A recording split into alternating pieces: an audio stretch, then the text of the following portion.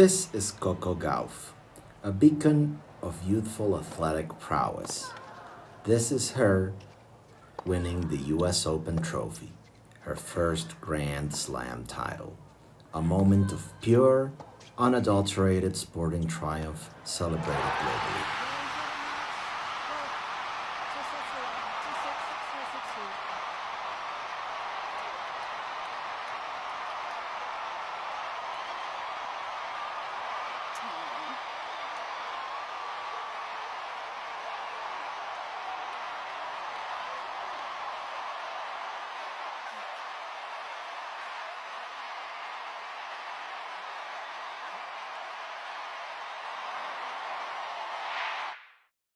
Yet, in a jarring juxtaposition that cuts to the heart of modern professional sports, on September 8th, the day before her victory, the Kingdom of Saudi Arabia carried out its 100th execution of the year. The kingdom, which would soon become a dominant power broker in Coco Gauff's sport, would go on to execute at least 172 people in 2023, often on vague charges following trials that human rights organizations decry as grossly unfair. This unsettling parallel is not a coincidence. It is the central paradox of Saudi Arabia's foray into global athletics. The incursion of the kingdom's public investment fund into tennis, it is not a philanthropic gesture or a simple market investment. It is a meticulously planned, multi-stage geopolitical operation designed to leverage the global appeal and positive associations of sport to launder a national reputation tarnished by systemic human rights abuses. This operation, a masterclass in the doctrine of sportswashing, was made possible by a perfect storm of vulnerabilities within tennis governance, which the Public Investment Fund of Saudi Arabia exploited with strategic precision and near limitless financial resources. This report will deconstruct this takeover. It begins by examining the strategic blueprint, Saudi Vision 2030, that serves as the operation's driving force. It will then analyze the institutional crisis that created the critical opening, the Women's Tennis Association's financial and logistical turmoil following its withdrawal from China. I will provide a detailed chronicle of the Public Investment Fund's infiltration of tennis, highlighting key deals and the stark contrast between celebrated sporting moments and the concurrent human rights violations. Finally, it will analyze the consequences of this takeover and the profound moral schism that created within the sport, pitting icons against each other and placing the players in an untenable position.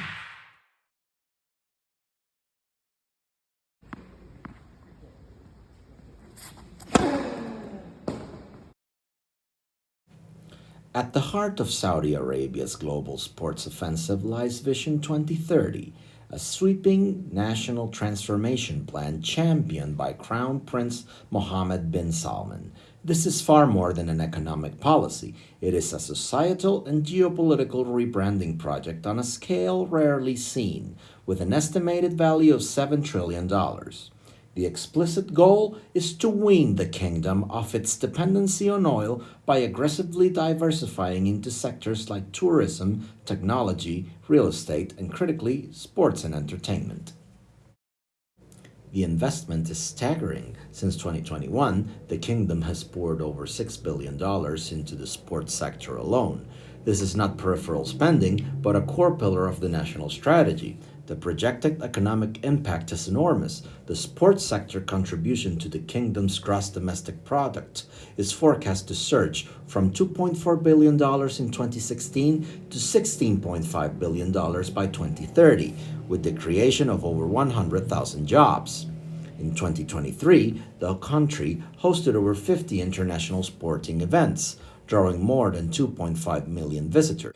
These are metrics typically associated with foundational economic sectors, not leisure activities. This reframes the sports push from a hobby of the elite to a fundamental component of the kingdom's long-term economic and political survival plan. The investment is a calculated hedge against the eventual decline of oil, using the immense wealth of the present to build new pillars of revenue, and, more importantly, global influence. This strategic centrality means the push into sports is non-negotiable and will be pursued relentlessly, regardless of external criticism.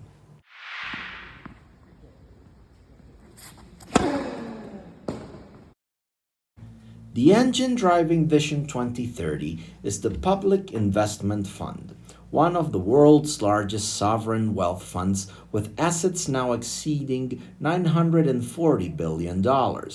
While presented as a modern investment vehicle, the PIF operates as a direct instrument of state power. Its board is chaired by Mohammed bin Salman himself, who wields much of the fund's influence unilaterally, directing its vast wealth towards projects that advance his strategic and political ambitions. The PIF's official strategy documents describe its goal as transforming sports into a, quote, integrated economic and strategic tool to solidify Saudi Arabia's position as a key player in shaping the future of global sports.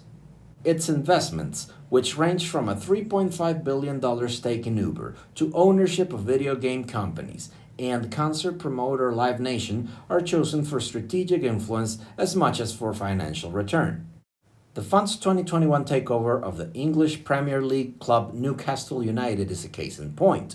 The deal was approved only after the Premier League received, quote, legally binding assurances that the Kingdom of Saudi Arabia will not control Newcastle United Football Club, unquote.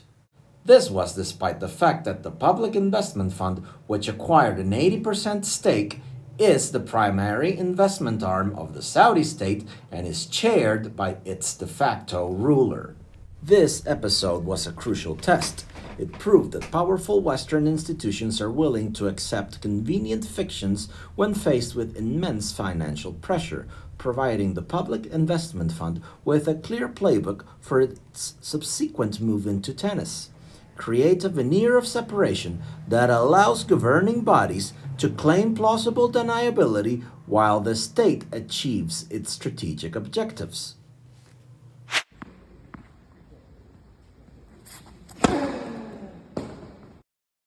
The term sportswashing refers to the practice of using sports' immense popularity and positive associations to improve the reputation of a government, corporation, or individual and redirect public attention away from unethical conduct.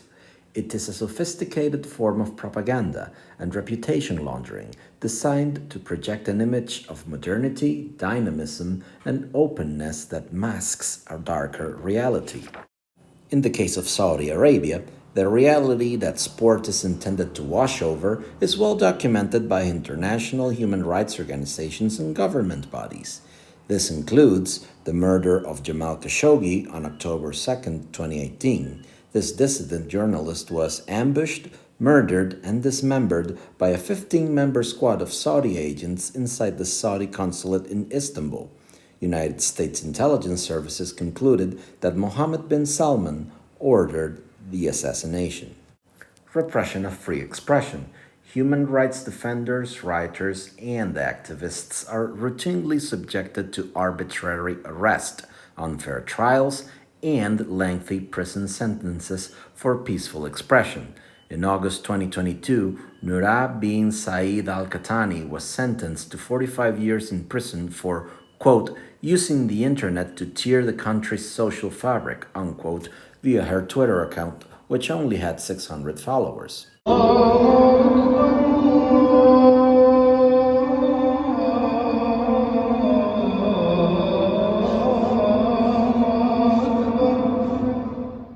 Persecution of women's rights activists.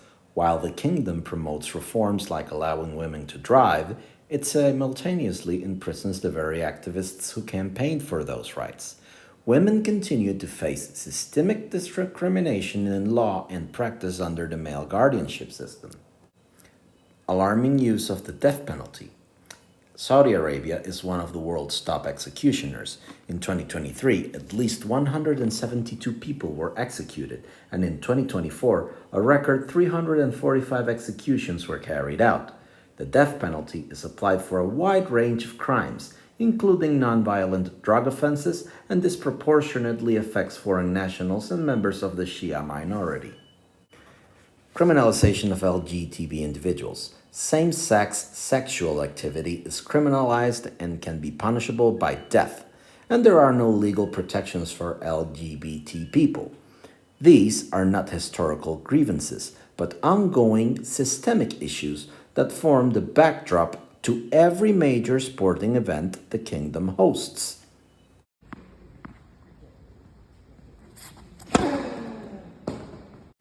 Before its full-scale move into tennis, the PIF used professional golf as a trial run for its strategy of disruption and consolidation.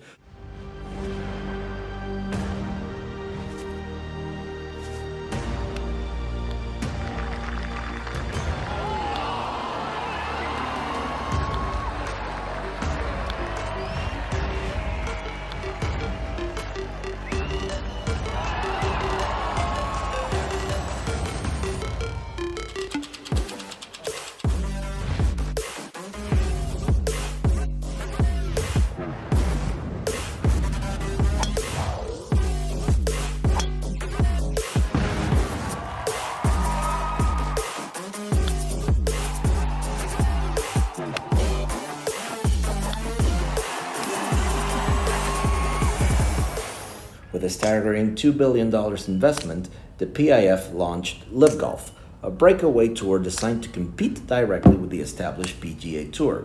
LIV offered guaranteed contracts and prize purses that dwarfed those on the PGA Tour, successfully poaching many of the sport's biggest stars. What followed was a bitter and divisive civil war in golf, marked by acrimonious legal battles and public feuding. The PGA Tour, facing a financial and existential threat it could not overcome, ultimately capitulated. In June 2023, it announced a shock merger with LIV Golf, creating a new unified commercial entity. The terms of the deal were a clear victory for the Saudis. The PIF became the exclusive investor in the new entity, with the PIF's governor, Yasir Al-Rumayyan, installed as its chairman. The PIF did not just buy a seat at the table, it bought the table itself. The LIV Golf saga was a shock and awe campaign that sent a clear message to the leadership of every other global sport. We have the capital and the political will to either partner with you or break you. When the PIF turned its gaze to tennis, the ATP and the WTA were not operating in a vacuum. They had witnessed the PGA's fate and understood the implicit threat. Cooperate or face a parallel, more lucrative tour that could bleed you out of your top talent and your commercial viability. Hi guys, it's Gino Titikun here. Thank you for the support and thank you for following us along. And I am the winner of PIF Saudi Ladies International. Bye.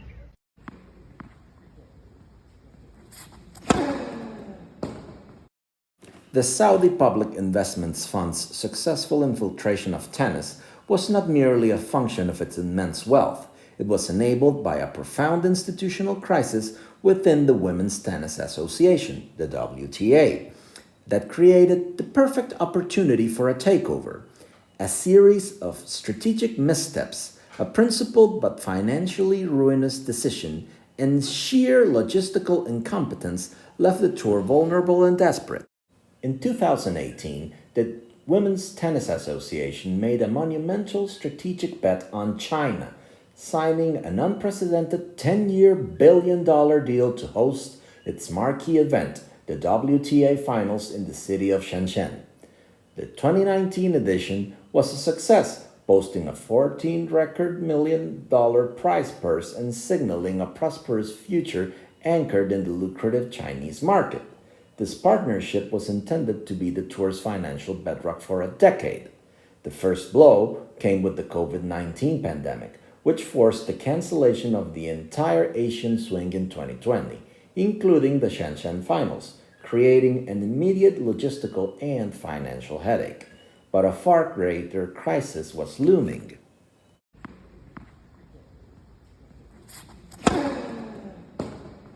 On November 2, 2021, the crisis became existential.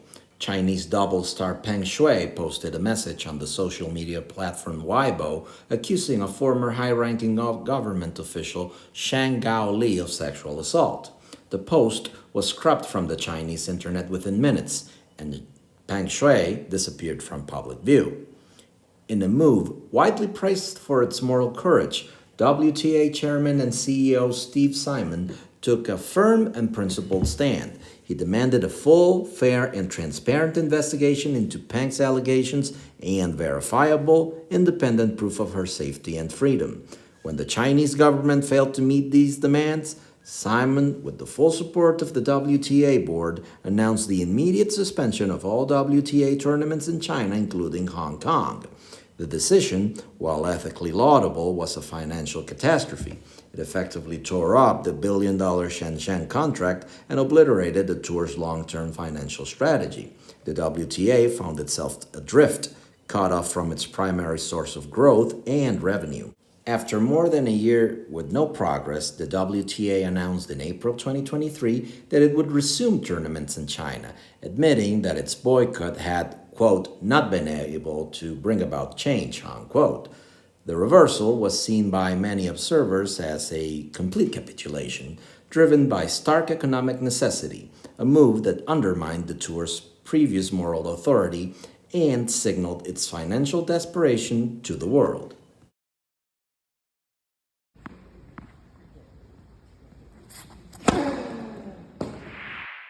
The loss of its Chinese anchor sent the WTA scrambling for last-minute hosts for its flagship finals event.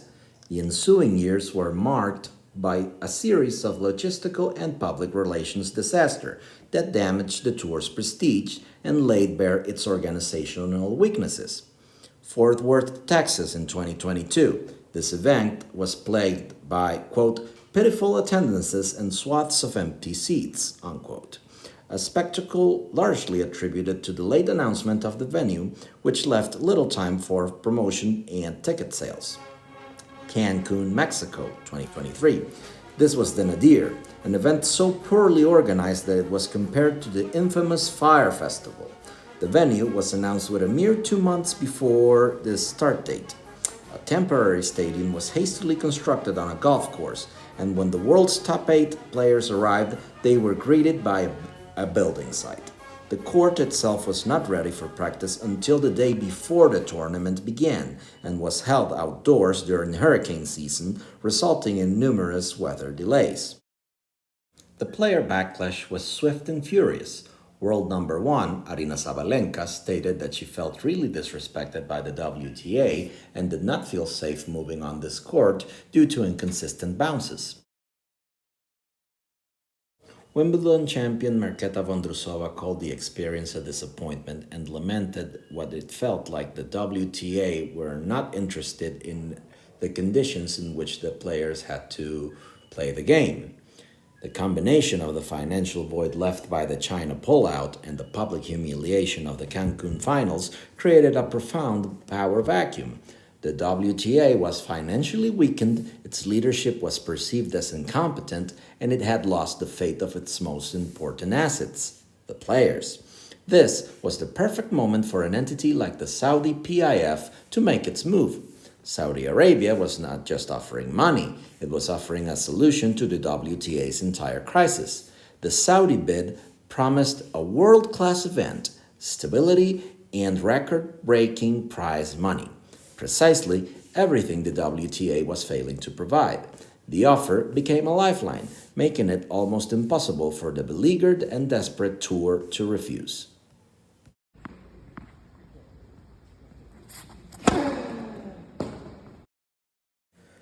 With the WTA crisis and the ATP wary after the Live Gauff saga, the Saudi PIF executed its plan to enter tennis with methodical precision. The strategy was not a single overt bid, but a multi-stage infiltration designed to normalize its presence, build leverage, and ultimately secure control over key assets of the sport. The initial moves were subtle, aimed at establishing a foothold in the tennis world without triggering major alarm. The kingdom hosted exhibition matches like the Diriyah Tennis Cup in 2019 and 2022, featuring top players. The most significant early step came in 2023 when Jeddah secured a 5-year deal to host the ATP Next Gen Finals, the year end championship for top players aged 21 and under. This marked the first official professional men's tennis tournament to be held in Saudi Arabia, a crucial beachhead for the larger ambitions to come. These early moves unfolded against a dark backdrop, creating the first of several stark juxtapositions between the kingdom's sporting ambitions and its human rights record. As a tennis ambassador, we have the obligation to promote our sport around the world, no? And this is a region that is opening to the world in recent years. So my goal and my motivation is to bring tennis to the new generations. Is to bring the message that being in the world of sport, you're gonna grow with positive values. You're gonna learn a lot about how to be prepared for your future life, because I think sport is a very important learning in all ways.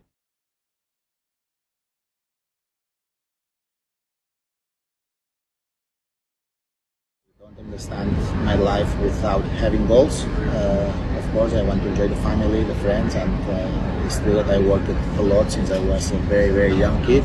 So I want my time to enjoy life, but I understand that in this life it's important to have motivations, to have goals, and that's why I have already prepared my future.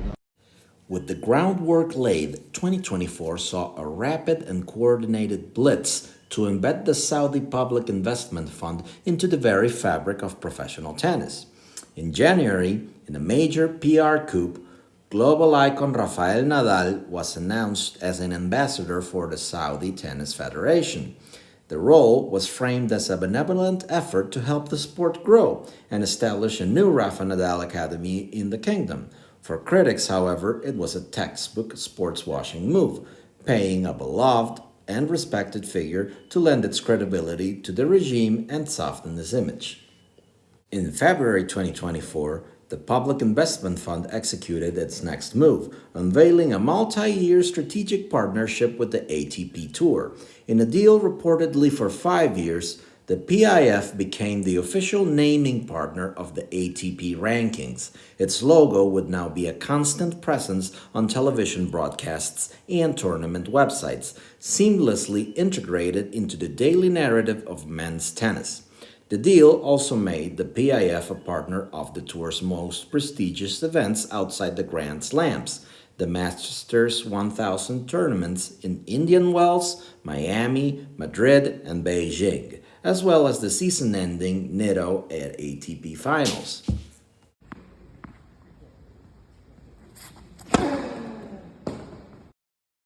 Having been presented with a perfect opportunity by the WTA's internal chaos, the Public Investment Fund secured its biggest prize.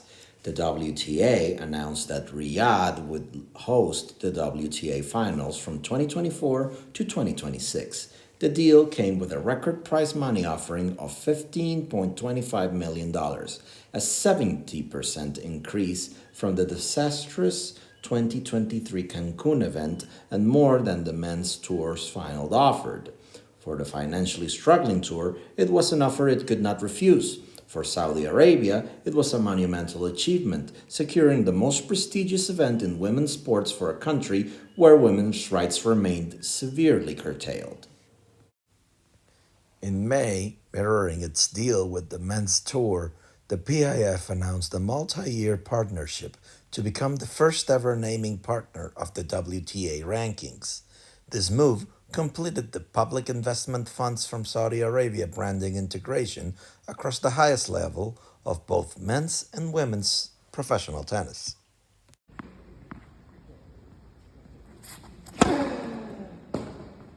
On October, the Kingdom staged the Six Kings Slam in Riyadh, an exhibition featuring Novak Djokovic, Rafael Nadal, Carlos Alcaraz, Jannik Sinner, Daniil Medvedev, and Holger Rune. The event was a raw display of financial power. Each participant was guaranteed $1.5 million on appearance fees, and the winner took home a staggering $6 million, a prize purse that dwarfs the winnings at any of the four Grand Slams. The Six King Grand Slam was more just than an exhibition. It was a strategic weapon. It asserted the PIF's financial dominance, disrupted the official tour calendar, and sent a clear message to players that their greatest earning potential now lay outside the traditional tour structure, creating a powerful incentive to align with Saudi interests.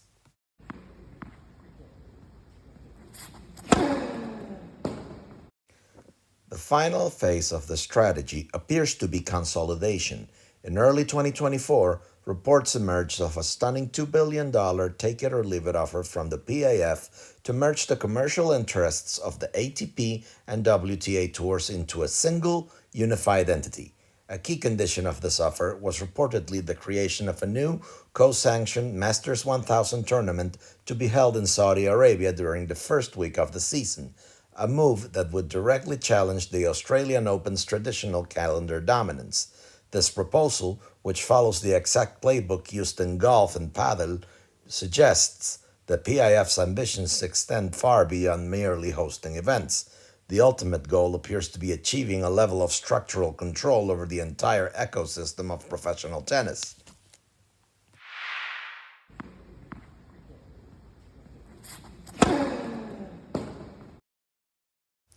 The PIF's ambitions extend beyond sponsorships and hosting rights. They aim to fundamentally reshape the global tennis calendar, creating a direct challenge to the sport's established order. The primary target of this disruption is the Australian Summer of Tennis, a series of events that has long served as the traditional opening to the professional season. The centerpiece of the PIF's reported $2 billion offer to merge the men's and women's tour is a strategically placed new tournament. The proposal includes the creation of a new top-tier Masters 1000 event to be held in Saudi Arabia during the first week of January. This move is a direct assault on the existing calendar, which for decades has seen players travel to Australia to acclimatize and compete in warm-up tournaments ahead of the first year's Grand Slam. The current Australian summer circuit includes the United Cup, a mixed-gender team event in Perth and Sydney, as well as tournaments in Brisbane, Adelaide, and Hobart. A Saudi Masters event, backed by the PIF's immense financial power, would directly rival the United Cup and would almost lead to the United Cup's demise. It would break up the established rhythm of the tour, potentially luring top players away from Australia with the promise of greater prize money and ranking points, thereby weakening the players' fields for remaining Australian events.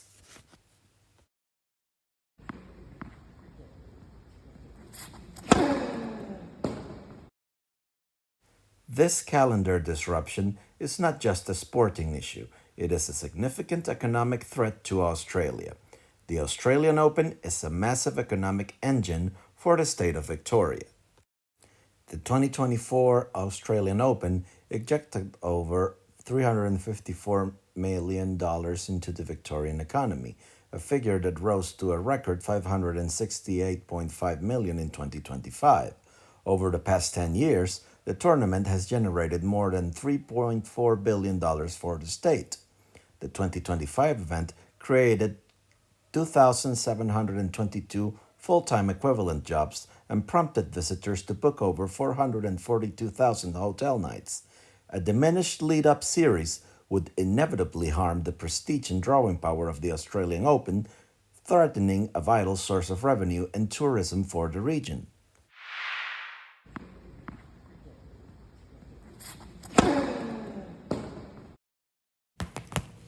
The Saudi proposal has ignited a power struggle within tennis, pitting Tennis Australia CEO Craig Tilley against ATP chairman Andrea Gaudenzi. Tilley has been a vocal opponent of the Saudi plan, recognizing it as an existential threat to his organization's premier event. He has publicly stated that while he is open to a Saudi investment, it cannot be detrimental to a long-standing partner. Tilley fears an rival event could go past the Australian Open in prominence, which is why Tennis Australia must pursue an aggressive growth strategy. Gaudenzi, on the other hand, is reportedly the architect of the Saudi deal, which would see him become the commissioner of a new unified tour. The conflict escalated when Gaudenzi skipped the 2024 Australian Open, where Tilley was briefing stakeholders on a rival premium tour proposal to travel to Riyadh for negotiations with the PIF. He then reportedly blindsided the Grand Slams by waiting their representatives to leave a meeting at the Indian Wells before unveiling the Saudi offer to the Masters 1000 tournament directors. This standoff represents a critical factor in tennis governance, with the PIF's financial power forcing a confrontation between the sport's established institutions.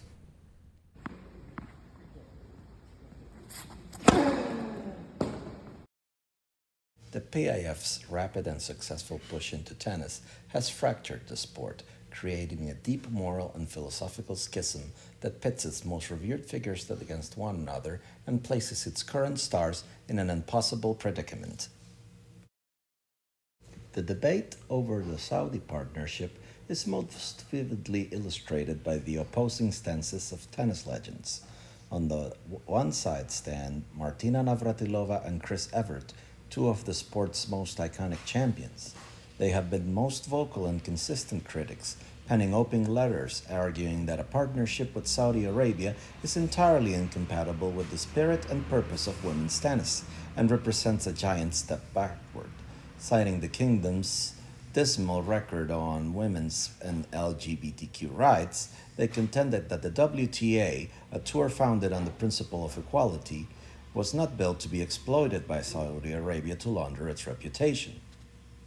On the other side is Billie Jean King, a principal founder of the WTA and a lifelong champion of equal rights. She has advocated for a strategy of engagement, arguing that she doesn't really think that you can change anything unless you engage.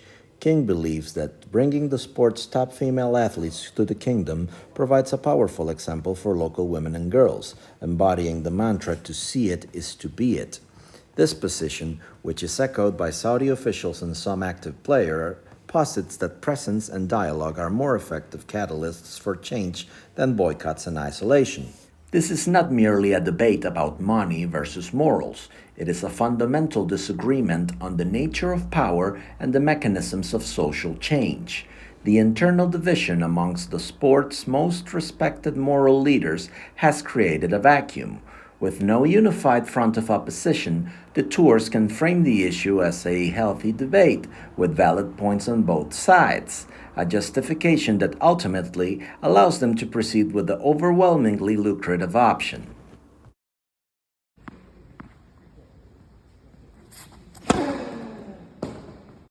The top players, including Iga Swiatek, Aryna Sabalenka, and Coco Gauff, are caught in the crossfire. They did not choose to play in Riyadh, yet they are the public faces of the decision and are repeatedly called upon it to defend it. Their responses reveal a spectrum of carefully calibrated positions.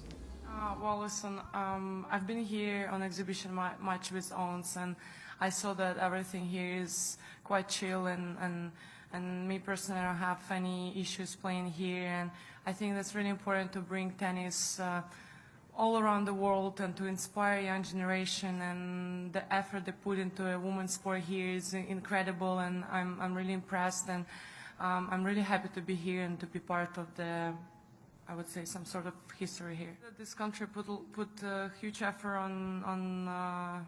on bringing sport events here, and like overall on I'd say improving quality of women life here, and I'm really happy we're part of it, and I think that's really that's really great that we are here and we're inspiring young generation here. And I mean, we're all having like, we're safe, we're having a great time. It's beautiful city, and yeah, that's basically that's my message. No, yeah, I would be lying to you if I said I had no reservations. Obviously, you guys know like who I am and the things I speak about, and I was pretty much on almost every player call that I could make with WTA. And one of the things I said, if we come here, you can't just come here and just play our tournament and leave. Like, we have to have like a real program, a real plan in place. And we spoke with a lot of women here in Saudi, and one of them was Princess Rima, multiple calls of her, and how the best approach would be to enter into this, this different place. And, women have never kind of, I guess women from U.S. have never kind of been in. So I think for me it was important that it was one of the questions that I brought up was about LGBTQ issues and women's rights issues and how, we can help with that. And, I'm also very aware that we're not going to come here and just change everything. That would be very, nuanced to say, but it's a nuanced kind of conversation. And I think knowing from the past and what my grandmother in integrating her school, people aren't going to like it, but obviously in the long run, I think it could be better for everybody. Well, I was always in this group of players that said that it would be nice to have finals in Europe, but we're still waiting for the decisions. We don't really, as players, have much impact on where the finals are going to be held, so it's just better for you guys to direct these questions to WTA if you have a chance, because they know they have all the information, up to date. And I already kind of stopped, being in the loop every day, because there's been so much, information and rumors as well, that I just want to stay focused on where I am right now. Arina Sabalenka expressed no reservations. Coco Gauff offered a more nuanced view, acknowledging her reservations concerning the LGBTQ community and a hope that the sport could open doors. Iga Swiatek's discomfort was often palpable, with observers now noting her uneasy demeanor and carefully worded non-committal answers when questioned on the topic. The players are forced to walk a perilous tightrope, balancing their professional obligations and the immense ranking points and prize money at stake against their personal convictions and the very real risks of speaking out candidly while guests in an authoritarian state.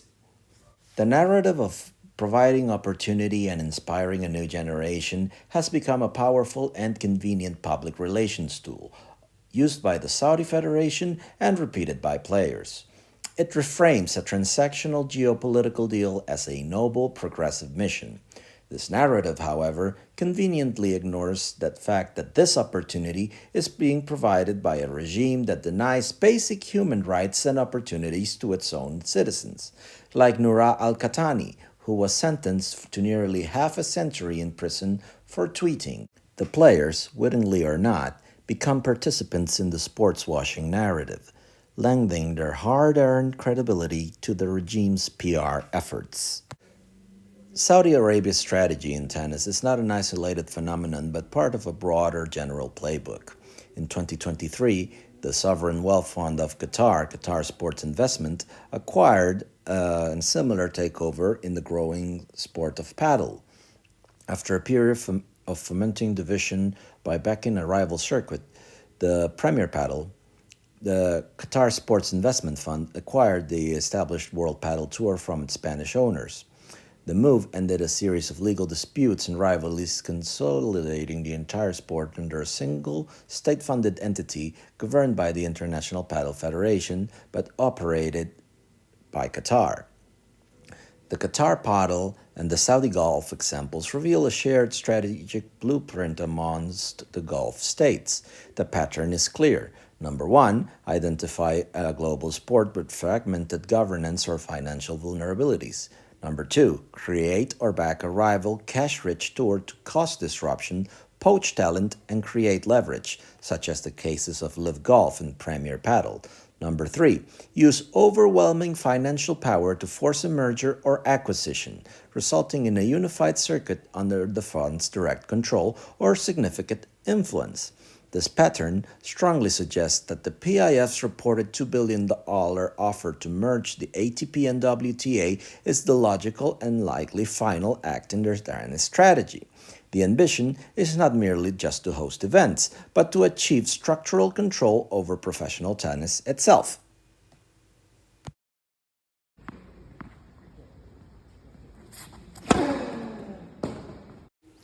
The public investment fund's methodical infiltration of professional tennis stands as a textbook case of state-directed sportswashing. It was executed with strategic patience, overwhelming financial force, and an astute understanding of its target's weaknesses. The PIF succeeded by exploiting a pre-existing crisis of finance and leadership within the WTA, following a playbook it had already honed in Gauff.